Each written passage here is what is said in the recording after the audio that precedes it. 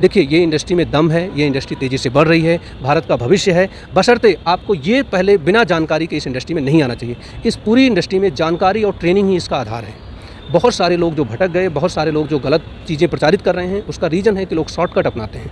Life में कोई shortcut नहीं, और ख़ास करके इस इंडस्ट्री में तो कोई शॉर्टकट नहीं है। हज़ारों लोगों की तलाश करते करते पहुंच आया हूं दिल्ली, और दिल्ली में आज ईस्ट दिल्ली में हूं, और आज जिस शख्सियत से आपकी मुलाकात कराने जा रहा हूं, नेटवर्क मार्केटिंग की दुनिया में अभूतपूर्व इतिहास बनाना चाहते हैं, जिनसे आज आपकी मुलाकात कराने जा रहा हूं। आपका नाम है अमित सिंह। सर, बहुत बहुत आपका स्वागत है। बहुत बहुत धन्यवाद राघव जी। सर, मेरा पहला क्वेश्चन आपसे होगा कि आप गवर्नमेंट सेक्टर में ऑलरेडी एक सक्सेस पर्सनालिटी हैं, उसके साथ ये नेटवर्क मार्केटिंग में आप आ गए, ये थोड़ा सरप्राइज़ है। बिल्कुल सही प्रश्न किया आपने राघव जी। जैसा आजकल आप देख रहे हैं, गवर्नमेंट सेक्टर और प्राइवेट सेक्टर में कोई बहुत अंतर नहीं है। उतने ही सारे काम, उतनी सारी जिम्मेदारियां, और जहां तक मैं इसको नेटवर्क मार्केटिंग से रिलेट करने की कोशिश करूं, तो नेटवर्क मार्केटिंग पूरी तरह से एक पार्ट टाइम काम है। मैं इसको बार बार इसको कहूँगा कि आप इसको समझें कि एक हम पार्ट टाइम से शुरुआत करते हैं, और जब कभी भी आपको लगे कि आप उस मुकाम पे हैं, तो आप उसको फुल टाइम अपना शुरू कर सकते हैं। तो यहाँ पे शायद ये प्रश्न ही ख़त्म हो जाता कि कोई गवर्नमेंट सेक्टर या प्राइवेट सेक्टर से, ये सभी के लिए एकदम खुला अवसर है, और मैं सबका स्वागत करता हूँ। लेकिन लोगों के अंदर एक जिज्ञासा होगी कि गवर्नमेंट सेक्टर में आप संपन्न हैं, सफल हैं, आप अपने सपने पूरे कर सकते हैं थोड़े बहुत जो हैं, लेकिन नेटवर्क मार्केटिंग क्या सचमुच में आपको भी समझ में आया कि इसमें बड़ी पोटेंशियल है, इससे और भी बड़े सपने पूरे किए जा सकते हैं? देखिए, मैं यहाँ आप सबको बताना चाहता हूँ राघव जी के माध्यम से कि अगर हम पोटेंशियल की बात करें, तो आज ये पूरे दुनिया में सबसे तेज़ी से बढ़ने वाली इंडस्ट्री है। और विशेष तौर से अगर हम भारतीय परिदृश्य में बात करें, तो जिस तेज़ी से ये इंडस्ट्री बढ़ रही है, विशेष तौर से 2016 के बाद, जब से ये हमारी डायरेक्ट सेलिंग की गाइडलाइन आई, उसके बाद से 2025 तक जो एस्टिमेटेड है कि लगभग 55,000 करोड़ की इंडस्ट्री होगी। और अगर हम उसके बाद आगे बात करें, तो ये लाखों करोड़ में जाने वाला है, क्योंकि ये कहीं रुकने वाली चीज़ नहीं है। तो पोटेंशियल तो इतना है कि मैं समझता हूँ कि भारतीय परिप्रेक्ष्य में बात करें, तो जितने यहाँ की आबादी है, जितने युवा हैं, उन सबको इसमें कंज्यूम किया जा सकता है, सब इसमें समा सकते हैं, और सबके लिए अवसर है। और रही बात कि जैसे गवर्नमेंट सेक्टर में इतना अच्छा सुविधाएं और पैसे होने के बाद इस सेक्टर में आने की बात, तो देखिए, सपने देखना जो है, सपनों की कोई सीमा नहीं होती। सपने कोई भी देख सकता है, वो चाहे एक अदना सा गरीब इंसान हो या एक संपन्न इंसान हो। तो मैं सोचता हूँ कि अगर आप सपने का पीछा कर रहे हैं, तो उस सपने को पीछा करने के लिए इस इंडस्ट्री के साथ जुड़ने से बेहतर और कोई विकल्प अभी नहीं है। मेरा कहना यही है। बहुत सारी आपके पर्सनालिटी से मैच करने वाले लोग होंगे, जो इस काम को लोग कहते हैं कि ये काम ठीक नहीं है, इस काम में फ्यूचर नहीं है, लोगों की ज़िंदगी तबाह की जाती है, लोगों को गलत सपने दिखाए जाते हैं, लोगों को टोपी पहनाई जाती है, चूना लगाया जाता है, ना जाने कितने अनाप शनाप शब्दों का इस्तेमाल किया जाता है। नेटवर्क मार्केटिंग की छवि को पूरी तरह से लोग धूमिल कर रहे हैं। आप गवर्नमेंट सेक्टर में होकर के नेटवर्क मार्केटिंग में आए हैं, आज आप जनमानस को क्या संदेश और पैगाम देना चाहेंगे? देखिए, इस बात से मैं इनकार नहीं करता कि जैसा समाज में भ्रांतियाँ फैली हैं कि बहुत सारे लोगों ने बहुत सारे लोगों को गलत जानकारी दी, भ्रामक जानकारी दी, उनको मिसयूज़ किया। मैं बस इतना ही कहना चाहूँगा। तो उसका एक बड़ा कारण रहा कि अगर आप इतिहास देखें, तो भारत में डायरेक्ट सेलिंग लगभग 25 साल पहले शुरू हुई। कुछ विदेशी कंपनियों ने शुरुआत की, और फिर बहुत सारी अपनी भारतीय कंपनियां भी इस उद्योग में आ गई हैं। ये आज के समय में पूरी एक इंडस्ट्री है, इसको सरकार रिकॉग्नाइज़ करती है, लेकिन थोड़ा सा देरी हुई, कुछ सरकारी स्तर पे, कुछ और स्तरों पे की गाइडलाइन देर से आई। तो बहुत सारे जो बुरे लोग हैं समाज में, उनको एक मौका मिला अपने तरीके से इस इंडस्ट्री को चलाने का। तो आपको पता है, समाज में सब अच्छे नहीं होते, कुछ बुरे भी होते हैं। तो शायद कुछ बुरे लोगों ने इस चीज़ को गलत तरीके से दिखाया, गलत तरीके से प्रचारित किया, जिससे बहुत सारे लोगों का, मतलब मैं कहना चाहूँगा, बहुत सारे लोगों का नुकसान हुआ, चाहे फाइनेंशियली, चाहे और भी टर्म्स में। तो उस वजह से एक समाज में गलत इमेज बनी इस पूरे इंडस्ट्री की। लेकिन जब से सरकार ने इस पे ध्यान दिया और कुछ अच्छे लोगों ने इसको जुनून की तरह और अच्छी भावना के साथ काम किया, तो सरकार भी को मजबूर होना पड़ा। सरकार ने भी इस पे गाइडलाइन बनाई, बहुत सारे लोगों ने मेहनत की, और आज उसका हम परिणाम देख रहे हैं कि ये इंडस्ट्री 2016 के बाद तेज़ी से ग्रो कर रही है। और सारी बड़ी बड़ी रिसर्च, सारी कंपनियाँ कह रही हैं कि ये इंडस्ट्री भारत का भविष्य है। एक सवाल आपसे करना चाहूँगा, क्या नेटवर्क मार्केटिंग की छवि को बेहतर बनाया जा सकता है, और अगर बेहतर बनाया जा सकता है तो उसमें हमारी आपकी भूमिका क्या होगी? देखिए राघव जी, मैं पूरी तरह से आशान्वित हूँ, और 200% आशान्वित हूँ कि इसकी छवि को सुधारा जा सकता है, और उसके लिए कोई भी प्रयास छोटा नहीं है। आप जो प्रयास कर रहे हैं, आपका भी प्रयास उतना ही महत्वपूर्ण है जितना मेरा है, या कोई भी इस इंडस्ट्री में काम कर रहा है, बशर्ते उसकी भावना अच्छी हो। मैं यहाँ पे एक बात कहूँगा, इस पूरी इंडस्ट्री का आधार ही है, जैसे हम बहुत सारा स्पिरिचुअल या आध्यात्मिक चीज़ें सुनते हैं कि सबका भला, मतलब जब तक आप सबके भले की बात नहीं कर सकते तब तक ना इंडस्ट्री बढ़ सकती है, ना आप बढ़ सकते हैं, ना कोई और बढ़ सकता है। और एक इंग्लिश में आप इसको देखें तो विन विन सिचुएशन। आज पूरी दुनिया में केवल विन लूज़ की सिचुएशन, कि आप किसी को लूज़ करोगे, किसी को हराओगे तभी आप जीतोगे। जबकि इस इंडस्ट्री में आप देखेंगे, जब तक आप किसी को नहीं किसी को जिताओगे नहीं तो आप भी नहीं जीतोगे। तो जो इसका सूत्र वाक्य है, जो इसका मोटिव है, अगर आप उसको मानते हैं, उस नियम पे चलते हैं, तो निश्चित है ये इंडस्ट्री सबके लिए वरदान है। इस इंडस्ट्री में बहुत सारे चुटपुटिया लोग आते हैं, अपनी छोटी मोटी सस्ती मस्ती कंपनी खोल करके लोगों की ज़िंदगी बदलने की बात करते हैं, आसान सा प्लान लेकर के आते हैं और 2-4-5 महीने में लोग गायब हो जाते हैं। उनकी वजह से नेटवर्क मार्केटिंग पर जो असर पड़ता है, उसके बारे में आप क्या कहना चाहेंगे? बिल्कुल राघव जी, मैं आपकी बात को इनकार नहीं कर सकता और सहमत हूँ कि भारत में आज के समय में जहाँ तक मैं समझ रहा हूँ लगभग 500 कंपनियाँ डायरेक्ट सेलिंग में काम कर रही हैं, शायद उससे भी ज़्यादा, ये आंकड़ा कुछ आगे पीछे हो सकता है। तो देखिए, इतने बड़े आंकड़ा में सभी लोग तो सच नहीं हैं, ये फैक्ट है। हाँ, लेकिन कुछ उसमें नियम की कमियाँ, कुछ लोगों चूँकि लोग, देखिए आप अगर भारतीय समाज को देखते हैं तो अधिकांश युवा हैं, सारे आंकड़े कहते हैं कि युवाओं का देश है। युवा कहीं ना कहीं अपनी एनर्जी को लगाना चाहता है, वो चाहता है कि अच्छा काम करे। देखिए, बहुसंख्यक आबादी पूरी दुनिया में चाहती है कि अच्छा काम करे। गलत काम करने वालों की संख्या हमेशा मुट्ठियों में होती, उंगलियों में आप गिन सकते हैं, लेकिन चूँकि वो इतना बड़ा अपना ऑरा बना लेते हैं कि वही सब जगह दिखने लगता है।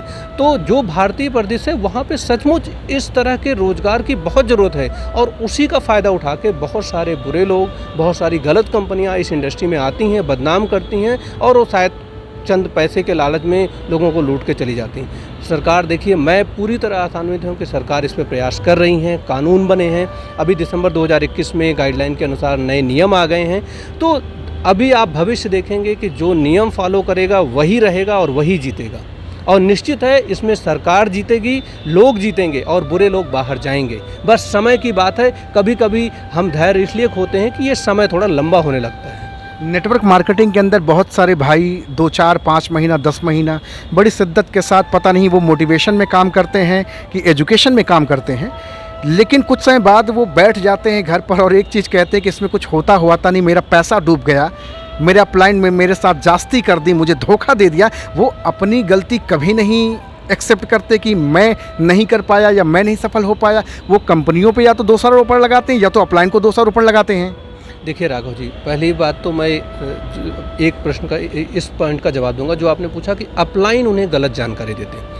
पूरी इंडस्ट्री में शायद बहुत ही 0.1% कोई अपलाइन हो जो अपने डाउनलाइन को गलत जानकारी देगा। मैं इससे सहमत नहीं हूँ। और रही बात कि जो लोग जाके बदनाम करते हैं, वो कई बार उनकी व्यक्तिगत चॉइस होती है कि आप उस इंडस्ट्री में रहे नहीं और आपने जो है बिना जानकारी के जो है चीज़ें इकट्ठा की, आपने दिमाग में भरा और बाद में वो आप बाद में उसको कूड़े की तरह यूज़ कर रहे हैं। तो ये देखिए, मैं सभी को ये कहना चाहता हूँ जो इस तरह का आरोप लगा रहे हैं, या तो आप अपना पहले ज्ञान बढ़ाइए, आप अपने उस चीज़ को समझिए कि क्या एग्जैक्टली क्या सोच के आए थे, क्या आपको बताया गया और क्या हुआ आपके साथ। तब शायद अगर आप सोचोगे तो बहुत कम ही लोग मिलेंगे जो इस तरह की बात कर पाएँ। फिर भी अगर वो लोग कहते हैं तो उन्हें फिर से एनालिसिस करने की ज़रूरत है, क्योंकि उन्होंने ज्ञान नहीं प्राप्त किया, उनके पास नॉलेज नहीं है। उन्होंने कुछ और देखा, किसी दूसरे की नज़रों से चश्मा लगा के सपना देखा और उसको आप सोचते हो कि मैं उसमें फिट हो रहा हूँ। ऐसा कभी नहीं होता। ये पूरी तरह से बहुत मेहनत करने वाली इंडस्ट्री है। कोई यहाँ पे सपने बेचने या कुछ ऐसी बात नहीं हो रही है। आप मेहनत करेंगे तभी सफल होंगे, यही इस इंडस्ट्री का मूल मंत्र है। अगर जो लोग इसको समझते हैं कि अभी हम प्लान दिखा के या जो है 4 दिन या 4 महीने बाद हमारे यहाँ जगुआर आएगी, हम ये बना लेंगे, वो कर लेंगे, देखिए एक तरह से आप उस इमेज को बस आप सपने की तरह देखने लगते हैं, इसलिए आपको लगता है कि ये बहुत आसान है। जब आप हकीकत में जाएंगे, हकीकत बिल्कुल अलग होती है और हकीकत उतनी अलग है, उतनी सही है और आपको उसी तरीके से बताया जाता है, बशर्ते आप उसको उस नज़रिए से देखने की कोशिश करें। क्योंकि आपका नज़रिया गलत होता है, आप उस विज़न को नहीं समझ पाते, इसलिए आप जल्दी भटक जाते हैं और आपको 2-3-4 महीने बाद ही लगने लगता है कि मैं गलत जगह हूँ या मुझे चीट किया गया है। आज के नौजवान भाई बहनों को आप क्या प्रेफर करेंगे? उनको आप जॉब की ओर ले जाना चाहेंगे या फिर नेटवर्क मार्केटिंग की ओर सलाह देंगे जाने के लिए? देखिए मैं इस मामले में थोड़ा अलग विचार रखता हूँ कि सभी का व्यक्तिगत मामला है ये। मैं किसी को ऐसे नहीं कह सकता कि आप एग्जैक्टली ये करें, आप एग्जैक्टली ये करें। लेकिन आपका क्या सुझाव होगा? सुझाव क्या होगा जी, आपका? मैं अगर सुझाव देना चाहूँ अपने दोस्तों को, अपने साथियों को, तो देखिए ये इंडस्ट्री में दम है, ये इंडस्ट्री तेज़ी से बढ़ रही है, भारत का भविष्य है, बशर्ते आपको ये पहले बिना जानकारी के इस इंडस्ट्री में नहीं आना चाहिए। इस पूरी इंडस्ट्री में जानकारी और ट्रेनिंग ही इसका आधार है। बहुत सारे लोग जो भटक गए, बहुत सारे लोग जो गलत चीज़ें प्रचारित कर रहे हैं, उसका रीज़न है कि लोग शॉर्टकट अपनाते हैं। लाइफ में कोई शॉर्टकट नहीं है और ख़ास करके इस इंडस्ट्री में तो कोई शॉर्टकट नहीं है। अगर आप नियम का पालन नहीं करेंगे, आप अपने को नॉलेजफुल नहीं बनाएंगे, आप ट्रेनिंग नहीं करेंगे, ट्रेनिंग नहीं लेंगे, आप अपडेट नहीं रखेंगे, चीज़ें बदल रही हैं, आप अपनी इन्फॉर्मेशन बढ़ाइए, क्योंकि आज इन्फॉर्मेशन का एज है। आप अपने को जितना इन्फॉर्मेशन से स्ट्रॉन्ग बनाएंगे उतना ही आपकी वैल्यू होगी। और ये पूरी इंडस्ट्री फेस वैल्यू पे है। आप जिससे बात करते हैं वो आपको जानता है, कंपनी को बाद में। तो मैं सभी अपने युवाओं को, सभी लीडर्स को, या सभी जो भी इस इंडस्ट्री में आने की इच्छा रखते हैं, पहले आप अपने को ग्रूम करिए। जब आप में दम होगा ना तो टीम आपको फॉलो करती है। लीडर को तो हमेशा लीडर बनने के लिए साबित करना पड़ेगा, और लीडर बनना कोई आसान काम नहीं है। अगर कोई भी सोचता है, चाहे जो जिस भी तबके का, अगर वो सोचता है कि मैं इस पद पे हूँ, या मेरा इतना इकोनॉमिकल हैसियत है, या मुझे जो है इतनी मेरी पावर है, यहाँ पे सब चीज़ें जीरो हो जाती हैं। जब आप अपलाइन के पास जाते हैं तो आप गुरु के पास जाते हैं, और गुरु के लिए शिष्य सभी हैं, वो चाहे जहाँ भी रहता हो या चाहे जिस तबके का हो। तो आप जब हमेशा सीखने की नीयत से रहेंगे और आप अपलाइन की रिस्पेक्ट करेंगे और आप खुले दिमाग से रहेंगे, तो निश्चित है इंडस्ट्री में सफल होंगे, और निश्चित है सफल होंगे। जब आप इनिशियल स्टेज में इस बिज़नेस में आपने अपना पदार्पण किया होगा, तो क्या आप में भी झिझक, हेजिटेशन, घबराहट या फिर शाय नेचर था कि यार लोग क्या कहेंगे, गवर्नमेंट सेक्टर में अच्छा खासा काम कर रहा हूँ, अच्छी पर्सनालिटी है, कहाँ मैं तेल साबुन शैम्पू की दुनिया में आ गया हूँ? देखिए राघव जी, अब मैं इसमें अपना अनुभव बताऊंगा कि मैं अभी एक्टिवली पिछले 2 सालों से काम कर रहा हूं, लेकिन मुझे इस इंडस्ट्री में फेल होने का अनुभव लगभग 17-18 सालों का है। क्या बात है? बिल्कुल, मैं मानता हूं कि वो मेरा एक्सपीरियंस है। मैं फेल हुआ लेकिन मुझे एक्सपीरियंस मिला। मैंने कई सारी कंपनियों के साथ बात की, कुछ के साथ जुड़े, और बहुत सारी चीज़ें हुई। अच्छे लीडर मिले, बुरे मिले, बहुत सारे पहलू थे। कभी करियर के दूसरे ऑब्जेक्ट भी थे तो नहीं हुआ। लेकिन हाँ, ये मुझे बहुत जल्दी समझ में आ गया। बहुत जल्दी मतलब लगभग शायद मुझे 10 साल पहले ही समझ में आ गया कि ये एक प्रूवन फार्मूला है। ये एक फार्मूला है जिस पे लोग जो है सफल हो रहे हैं। अब तो देखिए फिर ये बनता है, या तो आप अपना खुद फार्मूला बनाओ और जो है उस फार्मूला बनाने में पूरी ज़िंदगी लगा दो। दूसरा ये है कि जिस राह पे जो चल रहा है और आप देख रहे हैं वो सफल हुआ है, तो निश्चित है ये सिस्टम तो काम कर रहा है। अब आपको उस सिस्टम में अपने को फिट रखना है, फिट होना है आपको। फिट होने के लिए आपको उस सिस्टम का रूल फॉलो करना पड़ेगा। इसलिए मैं हमेशा जोर देता हूँ कि जो सिस्टम प्रूवन है, जिसने पूरी दुनिया में साबित किया है कि इंडस्ट्री चल रही है, लोग इसमें पैसे बना रहे हैं, सपने पूरे कर रहे हैं, तो निश्चित है कि इंडस्ट्री में कोई खोट नहीं है। आपको तय करना है कि आप कैसे अपने को उसमें फिट कर रहे हैं। फिट करना मीन्स आपकी नॉलेज, आपकी ट्रेनिंग, आपका अपलाइन के प्रति विश्वास, कंपनी के प्रति विश्वास, और अपने बिजनेस के प्रति रिस्पेक्ट, प्राउड। बहुत बार ऐसा होता है, जैसा आप कहते हैं कि लोग कई बार बता नहीं पाते कि हम क्या कर रहे हैं और क्यों कर रहे हैं। जब तक देखिए आप अपने आप को जस्टिफाई नहीं करेंगे, तब तक कोई और जस्टिफाई नहीं करेगा। और वो बातें तभी आप किसी को कह पाएंगे जब आप खुद अपने आप में कॉन्फिडेंस होगा और आप अपने को जस्टिफाई कर पाते हैं कि हाँ, मैं बिल्कुल सही जगह हूँ और ये बिल्कुल सही चीज़ है जिसको मैं कर रहा हूँ।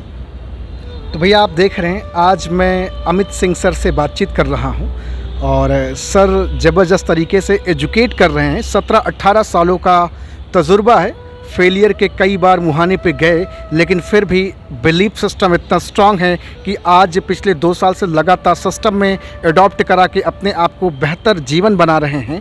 और सर से अगर आप एसोसिएट होना चाहते हैं, हिंदुस्तान के कोने कोने से बहुत सारे लोग आपको देख रहे हैं, बहुत सारे लोग आपकी जैसी पर्सनालिटी से जुड़ना भी चाहेंगे, क्योंकि कहीं ना कहीं आप लोगों के लिए एक मार्गदर्शक हैं, एक पथ प्रदर्शक हैं, एक इंस्पिरेशन है। आपके माध्यम से कईयों की ज़िंदगी बदल सकती है, और मेरे ख्याल से लगता है कईयों की ज़िंदगी बदल बदलने का उस ईश्वर ने आपको मौका दिया है नेटवर्क मार्केटिंग में, क्या संदेश रहेगा आपका उनके लिए? बिल्कुल राघव जी, मैं इसको एक अवसर मानता हूँ। जैसा आप कहते हैं कि बहुत सारे लोग शायद मुझसे इंस्पायर हों या फिर मेरी बातें सुनें, मैं भी समझता हूँ कि अगर मैं इस दुनिया में हूँ और अगर मैं अपनी बातों से, अपने काम से, अपने व्यवहार से अगर किसी के लिए कुछ कर सकता हूँ तो सचमुच वो एक गॉड गिफ्ट है, भगवान ने मुझे दिया और मैं उसको किसी और को दे रहा हूँ। मैं एक माध्यम हूँ और मुझे बहुत अच्छा लगेगा कि अगर लोग जो है मुझसे जुड़ के या मेरी बातों को समझते हैं कि ये सच है, और लेकिन फिर भी मैं कहूँगा एक बार आप अपने स्तर पे उसको परखिए कि जो मैं कह रहा हूँ अगर वो सही है तो आप ज़रूर इस इंडस्ट्री में आइए। और मेरा दावा है कि कोई भी इस इंडस्ट्री में सफल हो सकता है। कोई यहाँ पे ना स्टेटस है, ना कोई डिस्क्रिमिनेशन है किसी भी स्तर का। कोई भी इस इंडस्ट्री में आके सफल हो सकता है, इस इंडस्ट्री का थंब रूल है। और बस ये याद रखिए कि विन विन सिचुएशन वाला ये फार्मूला यहाँ काम करता है। जब हम दूसरे को सफल करेंगे तभी हम सफल होंगे। यहाँ पे कभी आप इस नीयत से मत आइए कि हम किसी का नुकसान करेंगे तब भला होगा। भला तभी होगा जब सबका होगा, और उस सब में सबसे पहले आप शामिल होंगे। ये आपको मानना पड़ेगा। तो भैया आज देख रहे हैं, आज हमारी बातचीत हो रही है अमित सिंह सर से। बहुत ज़बरदस्त नायाब इंसान, बेहतरीन पर्सनालिटी, गवर्नमेंट सेक्टर में ऑलरेडी सक्सेस पर्सनालिटी हैं, उसके साथ नेटवर्क मार्केटिंग को एज अ करियर करना शुरू किया है। तो कहीं ना कहीं सर को तो ये माइंडसेट क्लियर हो गया कि भैया ज़िंदगी अपनी अकेले नहीं बल्कि बाकी लोगों की भी बदलनी है। तो अगर आप सर को देख रहे हैं और सुन रहे हैं तो कॉन्टैक्ट नंबर सर का डिस्क्रिप्शन में डाल दूंगा। आप सर से मिलिए, बातचीत करिए और जानिए सर के पीछे के जीवन का रहस्य और क्यों हज़ारों लाखों लोगों की ज़िंदगी बदलना चाहते हैं। सर आज आपसे मिलकर के बहुत अच्छा लगा जी। मैं राघव जी के इस मिशन के बारे में बोलना चाहता हूँ। देखिए, राघव जी ने हमें ढूंढा, लेकिन मैं सोचता हूँ कि अगर राघव जी ना होते तो हम ही ना होते, क्योंकि जिस तरीके से समाज में सूचनाओं के लेकर भ्रांतियाँ फैली हुई हैं, आज हमारे पास सूचनाओं का महासागर है। शायद महासागर शब्द भी छोटा पड़ जाए आज के समय में सूचनाओं को लेके, और उसमें इतनी भ्रांतियाँ, इतनी चीज़ें फैली हैं कि कोई भी इंसान कंफ्यूज हो सकता है। राघव जी ने इतने यंग एज में ये बीड़ा उठाया है कि इस इंडस्ट्री में आप ऐसे लोगों को ढूंढ रहे हैं या युवाओं की आवाज़ बनने की कोशिश कर रहे हैं, जो वास्तव में मैं मानता हूं कि अगर आज आज़ादी का अमृत महोत्सव चल रहा है, सरकार भी चाहती है कि युवा कुछ और विकल्प ढूंढें और जो है अवसर तलाश किए जाएं भारत में। ये इस तरह का भी अवसर है कि लोग जो है आएँ, अलग अवसर खोजें, लोगों को रोज़गार दें, रोज़गार बनाएं, क्योंकि अब हर जगह बात होती है कि आप रोज़गार सृजन करें, और ये एक ऐसा माध्यम है जिससे आप बहुत सारे रोज़गार सृजन कर सकते हैं। और आप जो एक मीडिया के माध्यम से प्रचार कर रहे हैं राघव जी, ये वास्तव में एक नींव का पत्थर है। मैं आप भविष्य बताता हूँ इस इंडस्ट्री का, शायद 10 साल बाद हम इस चीज़ को गौर करेंगे, आपकी उपलब्धियों को देखा जाएगा। तो आप जो प्राइमरी स्टेज पे इतना बड़ा काम कर रहे हैं ना, कि ऐसे ऐसे ज़मीन से जुड़े लोगों को ढूंढ के आ रहे हैं, हम जैसे लोगों को आप सड़क से ढूंढ के ले आए, कि हम लोगों को अभी बहुत छोटे लोग हैं इंडस्ट्री में, बहुत बड़े बड़े लोग इस इंडस्ट्री में डटे पड़े हैं जो हमसे भी ज़्यादा मेहनत कर रहे हैं। हम लोग तो शायद उनकी तुलना में कम ही कर पा रहे हैं। तो ये जो आपका प्रयास है ना, निश्चित है इस इंडस्ट्री के भविष्य को और संवारेगा, और आपकी ज़रूरत हमेशा बनी रहेगी। मैं आपको कहूँगा कि इस अभियान को आगे बढ़ाइए और कभी रुकिए मत। Thank you very much. अब हमेशा इसकी ज़रूरत है। बिल्कुल सर, बिल्कुल। Thank you very much sir, बहुत अच्छा लगा।